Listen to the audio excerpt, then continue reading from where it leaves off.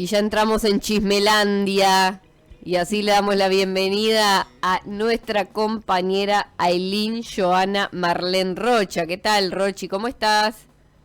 Hola, buen día. Acá extrañando un poco el sol, la verdad. Tengo el gato con tos, así que estoy durmiendo un Uy, poco. Sí, sí, sí, tengo que hacer una placa ¿cómo y es todas la esas tos del movidas. gato? Nunca escuché una tos de un gato. ¿Viste cuando se les traba cuando comen pelo? Sí. Bueno, así, pero muchas veces durante la noche, Es a la mañana. parecido a, si viste la película del gato con botas, lo que hace Exacto. eso. Como si Sí, estuviera atragantado. Como si Y estuviera... ponen sí, cara sí, muy sí. graciosa, Ay, pobrecito. no. Sí, sí, sí. Sí, sí, sí. Y mi gato es el gato con botas, así que Sí, bueno, sí, sí. ahí. Beso choclo. Y bueno, muy emocionada. Bueno, yo creo que lo dije en alguna transmisión. Yo nunca fui ricotera, no, o sea, me pongo un disco, obviamente escucho Los Redondos, pero no es que me siento como parte del movimiento ricotero, pero he llorado, me emociona muchísimo que eso le pase a mi pueblo, el fenómeno. Y además, bueno, también que uno no sea ricotera no quiere decir que no aprecie la música, ¿no? Eh, Impresionante este fin de semana ver la potencia cultural del indio, de los redondos, de la gente que lo sigue, la conexión emocional que hay, la verdad que fue muy, muy bonito. Así que bueno, un fin de semana bastante emotivo en un montón Movilizante. de sentidos. Sí, sí, sí. Pero pero bueno, viste que nosotros no podemos quedarnos solamente en lo que pasa en Argentina, sino que nos vamos a ir ahora muy rapidito a Perú, porque se dio el balotaje anoche y todavía están contando, hay un empate técnico, tenemos ahí, no sé si se pueden poner las fotos, pero lo que son los conteos con las últimas actualizaciones son de estos minutos, ¿no? Arriba vemos la de Infobae, que dice 50-35 contra de Keiko Fujimori contra 49,65 de Roberto Sánchez. Keiko Fujimori, la hija del dictador, la derechosa, bueno, antes había querido tener un perfil un poco más liberal, pero ahora es solamente de derecha conservadora, y Roberto Sánchez, el hijo, podríamos decir, el hijo político de Pedro Castillo, que está preso, que fue el presidente de izquierda que había llegado en 2021 y que fue destituido por el Congreso. Ujú.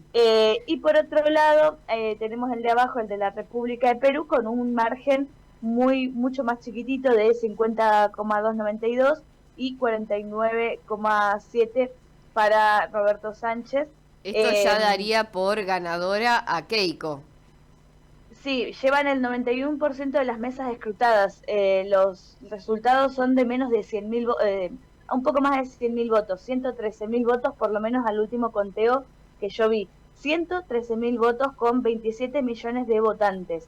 Y en la segunda foto tenemos algo que pasó durante la madrugada, que Ipsos, seguramente alguien, quien está en la rosca conoce un poco esta rosca.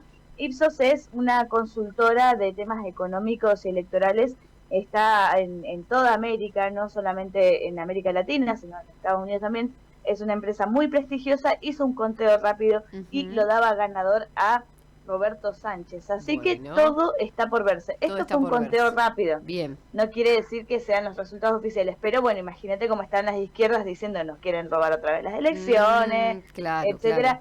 También con esa foto les cuento un poquito para quien no está en tema. Keiko Fujimori, bueno, ya sabemos, es hija del genocida Alberto Fujimori, que estuvo preso. Recordemos Fujimori en los 90. ¿Por qué decimos genocida? Porque hizo lo que se llama un genocidio étnico, Alberto Fujimori. Mandó a... me está saliendo la palabra castrar, pero no es eso, es para que la gente no tenga hijos. Ujú. A, a pueblos enteros de gente de los pueblos originarios. Eh, y bueno, obviamente su mamá muere cuando ella tenía 19 años y ella pasa a ser la primera dama. Estuvo presa en el año 2020 Keiko Fujimori por el caso Cócteles, una investigación por presuntos delitos de lavado de activos, organización criminal y obstrucción a la justicia. Alberto Fujimori también estuvo 25 años preso por justamente casos de corrupción, incluso estuvieron incluidos ambos nombres en las causas de Lavallato, que era esta corrupción que salía desde una empresa muy importante de Brasil. Bueno, ella estuvo presa y todo, y aún así ella salió y se siguió presentando. Fundó en el 2011, 2012, por ahí, el partido Fuerza, después pasó a llamarse Fuerza Popular, y bueno, ella lleva adelante todas las ideas de su padre. Fue senadora, fue candidata a senadora, ¿no? Senadora, y ya es la 4ª vez que se presenta para presidenta. Esta podría ser, como decía recién Clary, podría ser la vez en la que ella gana. Bueno. Qué raro, ¿no? Y Roberto Sánchez es hijo de un peluquero y de una lavandera, es un futbolista frustrado, o sea, llegó a jugar en las inferiores de algún partido importante de su ciudad, es seminarista católico, por lo tanto es pro vida y pro familia. Uno de sus puntos fuertes es hablar en contra de la liberación o de la emancipación de las mujeres, si se quiere, pero también tiene un fuerte sentido de la justicia social. Es el heredero político de Pedro Castillo, que recordemos está en la cárcel, y hizo campaña un poco como a lo Pedro Castillo, juntándose con todos los sectores populares. Estos dos, Fujimori el 12 de abril había obtenido el 2.800.000 votos, un 17%, y Pedro Sánchez 2.015.000 votos, un 12% de las votaciones, ¿no? ¿Qué es lo que pasa? Vos mirás de abril hasta hoy, junio, y el que más creció, el que más acumuló fue Sánchez, justamente porque hay mucha gente que está harta de que gobierne la derecha. También hay que decir de que en Perú se está dando una reforma en el Congreso que lo enquistaría más al poder en el Congreso. Está funcionando casi como si te dijera como un sistema no me sale ahora, un sistema legislativo, porque el Congreso tiene mucho más pesos que los presidentes, y cuando los presidentes quieren plantarse o hacer algo en contra del Congreso, hacen la moción de censura y los deshabilitan para gobernar. Esto está pasando hace 10 años, ya hay más de 8 presidentes en los últimos 10 años, todos se van con la moción de censura, los declaran incapacitados para gobernar, y algunos que otros, bueno, por casos de corrupción también terminan presos. Así que hay que estar atentos, ambos candidatos están pidiendo serenidad. Fujimori ya había salido a decir temprano, si pierdo voy a reconocer la derrota, y Sánchez no dice nada, está calladito y quietito, tieso, porque esto es voto a voto. Claro, y puede ser que gane por 50.000 votos una persona o por 100.000 votos, que en términos electorales es nada, es muy poquita la diferencia. Y también habla de, bueno, la polarización que se da en América Latina a partir de estas últimas décadas o 2 décadas, que las elecciones terminan siendo totalmente polarizadas entre las izquierdas y las derechas, y habla un poco también de a veces de estas cosas irreconciliables que tienen los pueblos o bancar a las grandes empresas y el apoyo que reciben de afuera de las fuerzas de derecha, y de las izquierdas que la tienen un poco más difícil, tal vez en cuestiones de apoyo o en cuestiones de logística, pero que siguen acumulando votos. No es para desmerecer que del 12% que sacó el 12 de abril haya llegado casi al 50% Roberto Sánchez. Y bueno, obviamente, como decimos, está sucediendo el conteo, está terminando el conteo en estas horas, hay que estar muy atentos, tal vez ya terminó, vamos a hacer la actualización en vivo, a ver si hay alguna cosa última hora. No por ahora. Bueno, estaremos dando igual la noticia en cuando se dé, Rochita. Perfil de Argentina, el diario Perfil, dice: Sánchez celebró su victoria ante sus votantes y Fujimori pidió esperar los números oficiales. Esto a las 7:06 de la mañana, la última noticia que tenemos desde Argentina. Así que vamos a estar viendo, seguramente mañana a primera hora en las noticias estaremos poniéndolo en las noticias de caídas del CAPTE. Por otro lado, nos vamos a Colombia, porque la semana pasada justo tuvimos también un fin de semana muy ajetreado, había sido de cara al Ni Una Menos, habían asesinado a habían encontrado el cuerpo de 2 niñas en Misiones y en Córdoba, y decidimos por ahí no abordar el tema, aunque estaba armado lo que eran las elecciones en Colombia. Justamente en Colombia también está pasando lo mismo, hay una polarización muy importante y tiene que ver con que se van al balotaje Abelardo de la Espriella, que es el Partido Defensores de la Patria, con Juan Manuel Restrepo. Son hijos de Juan Manuel Santos, que fue el presidente un poco de la década pasada, y se va al balotaje con Iván Cepeda. Iván Cepeda, una eminencia de las izquierdas latinoamericanas, un militante por los derechos humanos, del partido histórico, del pacto histórico, que son el partido que logra llegar a un acuerdo de paz en Cuba también por el 2016, y en tercer lugar quedó la fórmula del uribismo, presentada por Paloma Valencia y Juan Oviedo, lo que habla de que la derecha tradicional colombiana quedó enterrada bajo de la Espriella, que ¿quién dice, qué dicen que es de la Espriella? Bueno, es un abogado de ultraderecha, uno de estos personajes tipo Milei, porque es lo que todos dicen, es el Milei de Colombia, y ya Milei tenemos, aunque no nos guste y aunque nos dé vergüenza que sea nuestro presidente, hay que reconocer que Milei es una persona importante a lo largo y a lo ancho de todo el mundo, porque cada vez que aparece un personaje de ultraderecha histriónico hablando en contra del Estado y haciéndose el malo, todos dicen es el Milei en este caso, claro, sí, la importancia histórica que va a tener Milei, y que ya trasciende lo que pase en Argentina, más allá de cómo sigue y cómo termine, ¿no? Bueno, él dijo, por ejemplo, de la Espriella, dijo, Bukele es un Boy Scout al lado de lo que yo haría. O sea, imagínate las ideas. Y teniendo en cuenta también la violencia que hay en Colombia, ¿no? La violencia política que se manifestó hasta hace unos años nada más. Todavía hay grupos armados en algunos sectores.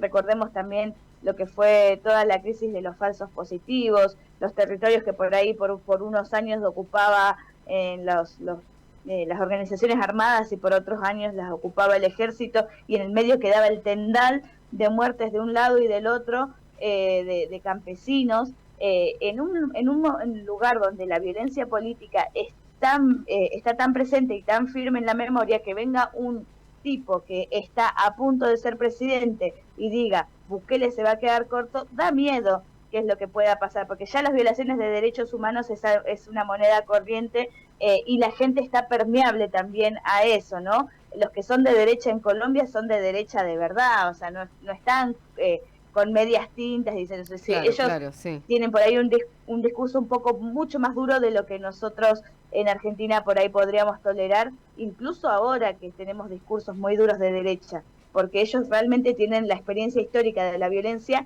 acá atrás en la espalda, ¿no?